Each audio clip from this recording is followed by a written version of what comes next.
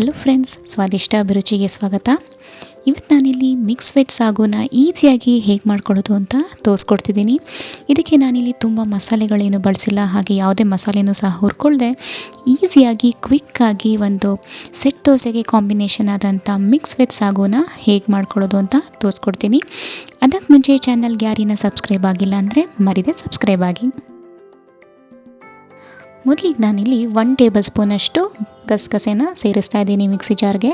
ಅದಾದ ನಂತರ 1 ಟೀ ಸ್ಪೂನಷ್ಟು ಜೀರಿಗೆ, ಹಾಗೆ 1 ಟೀ ಸ್ಪೂನಷ್ಟು ಸೋಂಪು ಇದನ್ನು ಸಹ ಮಿಕ್ಸಿ ಜಾರ್ಗೆ ಸೇರಿಸ್ಕೊಳ್ತಾ ಇದ್ದೀನಿ. ಇದ್ಯಾವುದನ್ನು ಸಹ ನಾನು ಫ್ರೈ ಮಾಡ್ಕೊಳ್ತಿಲ್ಲ, ಹಾಗೆ ಹಸಿಯಾಗೆ ಹಾಕ್ಕೊಳ್ತಾ ಇದ್ದೀನಿ. ಹಾಗೆ 6ರಿಂದ 8 ಗೋಡಂಬಿನ ಸೇರಿಸ್ತಾ ಇದ್ದೀನಿ. ಇದು ಗ್ರೇವಿಗೊಂದು ತಿಕ್ನೆಸ್ ಬರುತ್ತೆ. ಹಾಗೆ 5 ಬೆಳ್ಳುಳ್ಳಿ ಎಸಳುಗಳನ್ನು ಸಹ ಸೇರಿಸ್ತಾ ಇದ್ದೀನಿ. ಹಾಗೆ 1 ಇಂಚಷ್ಟು ಶುಂಠಿ ಇದಷ್ಟನ್ನು ಸಹ ಸೇರಿಸ್ತಾ ಇದ್ದೀನಿ. ಇದೆಲ್ಲವೂ ಸಹ ಹಸಿಯಾಗಿ ಹಾಕ್ಕೊಳ್ಬೇಕು. ಹಾಗೆ 6 ಹಸಿರು ಮೆಣಸಿನ್ಕಾಯಿನ ಸೇರಿಸ್ಕೊಳ್ತಾ ಇದ್ದೀನಿ. ಖಾರಕ್ಕೆ ಎಷ್ಟು ಬೇಕೋ ಅಷ್ಟು ಹಸಿರು ಮೆಣಸಿನ್ಕಾಯಿನ ಸೇರಿಸ್ಕೊಳ್ಬೋದು.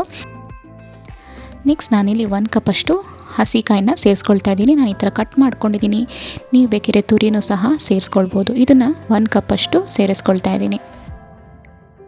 ಅದಾದ ನಂತರ ನಾನಿಲ್ಲಿ 1 ಹಿಡಿಯಷ್ಟು ಪುದೀನ ಸೊಪ್ಪನ್ನ ಸೇರಿಸ್ತಾ ಇದ್ದೀನಿ. ಹಾಗೆ 1 ಹಿಡಿಯಷ್ಟು ಕೊತ್ತಂಬರಿ ಸೊಪ್ಪು. ಇದು ಸಾಗುಗೊಂದು ಕಲರ್ ಕೊಡುತ್ತೆ ಮತ್ತು ಒಂದು ಒಳ್ಳೆ ಫ್ಲೇವರ್ ಕೊಡುತ್ತೆ. ಆದ್ದರಿಂದ ಪುದೀನ ಕೊತ್ತಂಬರಿ ಸೊಪ್ಪನ್ನ ಸ್ವಲ್ಪ ಜಾಸ್ತಿನೇ ಹಾಕ್ಕೊಳ್ಬೇಕಾಗತ್ತೆ. ಅದಾದ ನಂತರ ನಾನಿಲ್ಲಿ ಒಂದು ಅರ್ಧ ಟೀ ಸ್ಪೂನಷ್ಟು ಅರಿಶಿಣದ ಪುಡಿನ ಸೇರಿಸ್ತಾ ಇದ್ದೀನಿ. ಇದೆಲ್ಲ ಹಾಕಿದ ಮೇಲೆ ಇದನ್ನು ರುಬ್ಕೊಳ್ಬೇಕಾಗತ್ತೆ. ನೀರು ಹಾಕ್ಕೊಂಡು ಫೈನ್ ಪೇಸ್ಟಾಗಿ ನಾವು ಇದನ್ನು ಮಸಾಲೆನ ರೆಡಿ ಮಾಡ್ಕೊಳ್ಬೇಕಾಗತ್ತೆ. ನೋಡಿ, ಈಗ ಮಿಕ್ಸ್ ವೆಜ್ ಸಾಗುಗೆ ಬೇಕಾದಂಥ ಮಸಾಲೆ ಪೇಸ್ಟ್ ರೆಡಿಯಾಗಿದೆ. ಎಷ್ಟು ಕಲರ್ಫುಲ್ಲಾಗಿ ಬಂದಿದೆ ಅಲ್ಲ.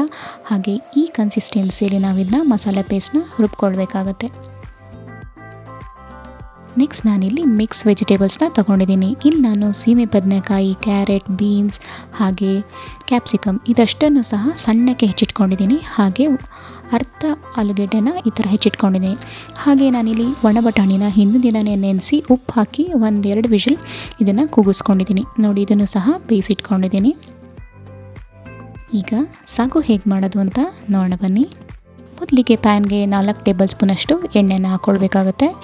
ಎಣ್ಣೆ ಹಾಕಿದ್ದಾದಮೇಲೆ, ಎಣ್ಣೆ ಕಾದಿದ್ದಾದಮೇಲೆ 1/2 ಟೀ ಸ್ಪೂನಷ್ಟು ಸಾಸಿವೆ ಎಲ್ಲ ಚಿಟಪಟ ಆದಮೇಲೆ ಸ್ವಲ್ಪ ಜೀರಿಗೆ, ಅದಾದಮೇಲೆ ಸ್ವಲ್ಪ ಇಂಗನ್ನು ಸೇರಿಸ್ಬೇಕಾಗತ್ತೆ. ಜೊತೆಗೆ 2 ಗರಿಯಷ್ಟು ಕರಿಬೇವಿನ ಎಲೆನೂ ಸಹ ಸೇರಿಸ್ತಾ ಇದ್ದೀನಿ.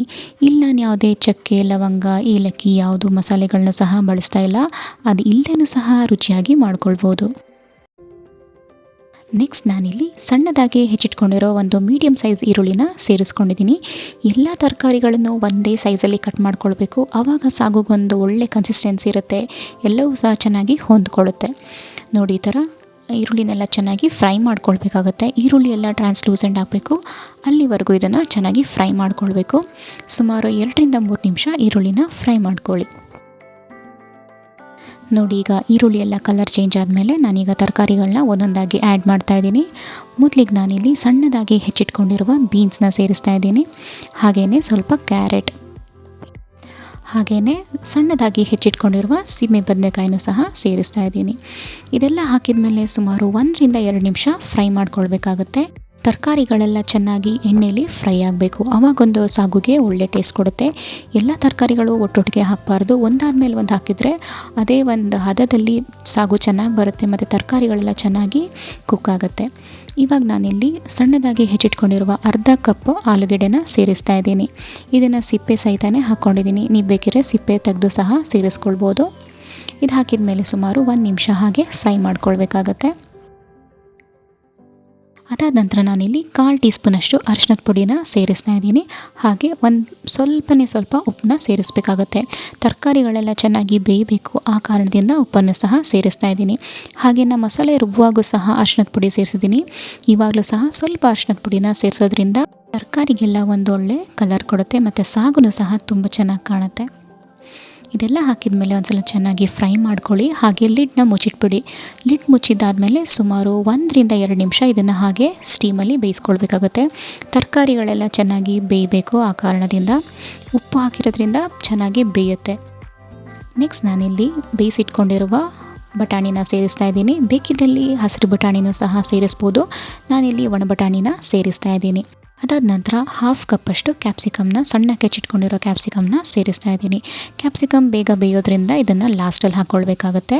ಇದನ್ನೆಲ್ಲ ಹಾಕಿದ ಮೇಲೆ ಒಂದ್ಸಲ ಚೆನ್ನಾಗಿ ಮಿಕ್ಸ್ ಮಾಡ್ಕೊಳ್ಬೇಕು. ನೆಕ್ಸ್ಟ್ ನಾನಿಲ್ಲಿ ರುಬ್ಬಿಟ್ಕೊಂಡಿರುವ ಮಸಾಲೆ ಪೇಸ್ಟ್ನ ಸೇರಿಸ್ತಾ ಇದ್ದೀನಿ. ನೋಡಿ ಇಷ್ಟು ಫೈನ್ ಪೇಸ್ಟಾಗಿ ಇದೆ. ಈ ಹದದಲ್ಲಿದ್ದರೆ ಸಾಗು ಚೆನ್ನಾಗಿ ಒಂದು ಒಳ್ಳೆ ಕನ್ಸಿಸ್ಟೆನ್ಸಿ ಬರುತ್ತೆ ಮತ್ತು ತರಕಾರಿ ಜೊತೆ ಚೆನ್ನಾಗಿ ಹೊಂದ್ಕೊಳ್ಳುತ್ತೆ. ಇದಷ್ಟನ್ನು ಸೇರಿಸಿ ಮಸಾಲೆ ಎಲ್ಲ ಹಾಕಿದ ಮೇಲೆ ಸುಮಾರು 2 ಕಪ್ಪಷ್ಟು ನೀರನ್ನು ಸಹ ನಾನು ಸೇರಿಸ್ತಾ ಇದ್ದೀನಿ. ಕನ್ಸಿಸ್ಟೆನ್ಸಿಗೆ ತಕ್ಕಂತೆ ನೀವು ನೀರನ್ನ ಅಡ್ಜಸ್ಟ್ ಮಾಡಿಕೊಂಡು ಸೇರಿಸ್ಕೊಳ್ಬೇಕಾಗತ್ತೆ. ಸೆಮಿ ಗ್ರೇವಿ ಕನ್ಸಿಸ್ಟೆನ್ಸಿಯಲ್ಲಿದ್ದರೆ ಒಳ್ಳೆಯದು. ಯಾಕಂದರೆ ಇದು ದೋಸೆ ಜೊತೆ, ಚಪಾತಿ ಜೊತೆ, ಪೂರಿ ಜೊತೆ ಅಂತೂ ತುಂಬ ಚೆನ್ನಾಗಿ ಹೊಂದ್ಕೊಳ್ಳುತ್ತೆ. ಈ ಮಸಾಲೆ ಎಲ್ಲ ಹಾಕಿದ ಮೇಲೆ ಒಂದ್ಸಲ ಹಾಗೆ ಮಿಕ್ಸ್ ಮಾಡಿಬಿಟ್ಟು ಅದಾದ ನಂತರ ನಾವಿಲ್ಲಿ 2 ಕಪ್ಪಷ್ಟು ನೀರನ್ನ ಸೇರಿಸ್ಕೊಳ್ಬೇಕಾಗತ್ತೆ. ಇದೆಲ್ಲ ಹಾಕಿದ ಮೇಲೆ ಒಂದ್ಸಲ ಮಿಕ್ಸ್ ಮಾಡಿ ಇದನ್ನು ಸುಮಾರು 5ರಿಂದ 7 ನಿಮಿಷಗಳ ಕಾಲ ಲಿಡ್ ಮುಚ್ಚಿಟ್ಕೊಂಡು ಬೇಯಿಸ್ಕೊಳ್ಬೇಕಾಗತ್ತೆ. ನಾವು ಹಾಕಿರೋದೆಲ್ಲ ಹಸಿ ಮಸಾಲೆ ಆಗಿರೋ ಕಾರಣದಿಂದ ಇದೆಲ್ಲ ಚೆನ್ನಾಗಿ ಬೇಯಬೇಕು ಮತ್ತು ತರಕಾರಿ ಜೊತೆ ಚೆನ್ನಾಗಿ ಹೊಂದ್ಕೋಬೇಕು. ಆ ಕಾರಣದಿಂದ ಇದನ್ನು ಸುಮಾರು 5 ನಿಮಿಷಗಳ ಕಾಲ ಇದನ್ನು ಬೇಯಿಸ್ಕೊಳ್ಬೇಕಾಗತ್ತೆ. ನೋಡಿ ಈಗ ಹಸಿ ವಾಸನೆ ಎಲ್ಲ ಹೋಗಿದೆ. ಅದಾದ ನಂತರ ನಾನಿಲ್ಲಿ ರುಚಿಗೆ ತಕ್ಕಷ್ಟು ಉಪ್ಪನ್ನು ಇವಾಗ ಸೇರಿಸ್ಕೊಳ್ತಾ ಇದ್ದೀನಿ. ಮುಂಚೆ ಸ್ವಲ್ಪ ಸೇರಿಸಿರ್ತೀನಿ ಉಪ್ಪು ತರಕಾರಿ ಬೇಯುವಾಗ. ಆಗ ರುಚಿಗೆ ತಕ್ಕಷ್ಟು ಉಪ್ಪನ್ನು ಸೇರಿಸ್ಕೊಳ್ಬೇಕಾಗತ್ತೆ. ಅದಾದಮೇಲೆ ಒಂದ್ಸಲ ಮಿಕ್ಸ್ ಮಾಡಿ ಹಾಗೆ 1 ನಿಮಿಷ ಇದನ್ನು ಲಿಡ್ ಮುಚ್ಚಿಟ್ಕೊಂಡು ಬೇಯಿಸ್ಕೊಳ್ಬೇಕಾಗತ್ತೆ. ನೋಡಿ ಈಗ ಪರ್ಫೆಕ್ಟ್ ಆದಂಥ ಮಿಕ್ಸ್ ವೆಜಿಟೇಬಲ್ಸ್ ಹಾಗೂ ಪರ್ಫೆಕ್ಟ್ ಕನ್ಸಿಸ್ಟೆನ್ಸಿಯಲ್ಲಿ ರೆಡಿಯಾಗಿದೆ. ಒಂದು ಒಳ್ಳೆ ಕಲರ್ ಸಹ ಬಂದಿದೆ ಅಲ್ಲ, ತುಂಬ ಚೆನ್ನಾಗಿ ಕಾಣಿಸ್ತಾ ಇದೆ. ನೀವೇ ನೋಡ್ಬೋದು. ನೋಡಿ ಕನ್ಸಿಸ್ಟೆನ್ಸಿನೂ ಕೂಡ ಪರ್ಫೆಕ್ಟಾಗಿ ಬಂದಿದೆ. ಹಾಗೆ ತರಕಾರಿಗಳು ಸಹ ಚೆನ್ನಾಗಿ ಬೆಂದಿದೆ. ನೀವೇ ನೋಡ್ತಿರ್ಬೋದು. ಕ್ಯಾಪ್ಸಿಕಮ್ ಒಂದು ಹದದಲ್ಲಿ ಕರೆಕ್ಟಾಗಿ ಬೆಂದಿರುತ್ತೆ. ಸ್ವಲ್ಪ ಕ್ರಂಚಿಯಾಗೂ ಸಹ ಇರುತ್ತೆ. ನಾನಿಲ್ಲಿ 1/4 ಕಪ್ಪಷ್ಟು ಟೊಮ್ಯಾಟೋನ ಸೇರಿಸ್ತಾ ಇದ್ದೀನಿ. ಇದು ಕೊನೆಯಲ್ಲಿ ಹಾಕೋದ್ರಿಂದ ಸಾಗುಗೊಂದು ಟೇಸ್ಟ್ ಇರುತ್ತೆ ಮತ್ತು ತಿನ್ನುವಾಗೂ ಸಹ ತುಂಬ ಚೆನ್ನಾಗಿ ಟೇಸ್ಟ್ ಅನಿಸುತ್ತೆ. ಹಾಗೆ ಸಣ್ಣದಾಗಿ ಹೆಚ್ಚಿಟ್ಕೊಂಡಿರುವ ಕೊತ್ತಂಬರಿ ಸೊಪ್ಪು ಇದನ್ನೆಲ್ಲ ಹಾಕಿದ ಮೇಲೆ ಒಂದ್ಸಲ ಮಿಕ್ಸ್ ಮಾಡ್ಕೊಳ್ಳಿ. ಇದನ್ನು ಲೋ ಫ್ಲೇಮಲ್ಲೇ ಇಟ್ಕೊಂಡು ಮಿಕ್ಸ್ ಮಾಡ್ಕೊಳ್ಬೇಕು.